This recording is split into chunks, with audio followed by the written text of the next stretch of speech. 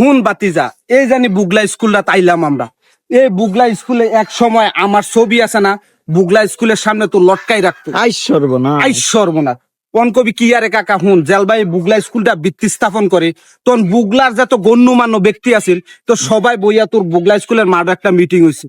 তো মিটিং হইয়া সবাই সিদ্ধান্ত নিছে এই বুগলা স্কুলের ভিত্তি স্থাপন এমন একজন ব্যক্তির দিয়া করতে হইব যে এলাকার সবচেয়ে স্বঘোষিত সম্মানিত আই জ্ঞানী মানুষ। সর্বনা তখন সুনামুদ জেলার ভিতরে সবচেয়ে স্বঘোষিত সম্মানিত জ্ঞানী মানুষ আছিল আমার। আই সর্বনা এটা আগের দিনের মাইসে জানবো, বর্তমান যুগের মাইসে জানবো আই না। সর্বনাশ। মনে বুঝবো গপ। আমি কেউ কইছি রে আমি এলাকার সবচেয়ে জ্ঞানী মানুষ সম্মানী মানুষ, এমন কোন রেকর্ড আছে?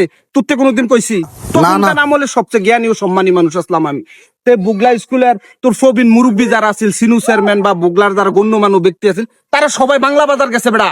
যাই আমার অনুরোধ করতেছে যে ভাই সাহেব আপনি তো সোনামুদ জেলার মাইজান স্বঘোষিত সম্মানিত জ্ঞানী মানুষ, আপনি বুগলা স্কুলের ভিত্তি স্থাপনটা করেন।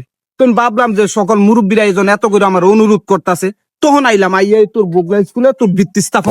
শুনছি এরপরে না যে বুগলা স্কুলে যে এত বড় হয়েছে হাজার হাজার ছাত্রছাত্রী, আরে বুগলা স্কুলের ছাত্রছাত্রীরা আমি ভিত্তি স্থাপন করনি, আমার মালহানি একজন জ্ঞানী মানুষের ভিত্তি স্থাপন করে। আর যে বুগলা স্কুল থেকে তোর প্রত্যেক বছর বিসিএস ক্যাডার ডাক্তার ইঞ্জিনিয়ার বার হয়, এর অবদান কার বেড়া বাতিজা? গ্রামের বাইসা আমার বাতিজা। কিন্তু আমি কেউ কইছি এটা কইতে পারবো? না আমি ভিত্তি স্থাপন করছি থেকে এই যা বুগলার এত জ্ঞান অর্জন হয়েছে। আমি যদি ভিত্তি স্থাপন না করতাম তো বুগলা স্কুলটা তো বলা হইলো নইলো। আই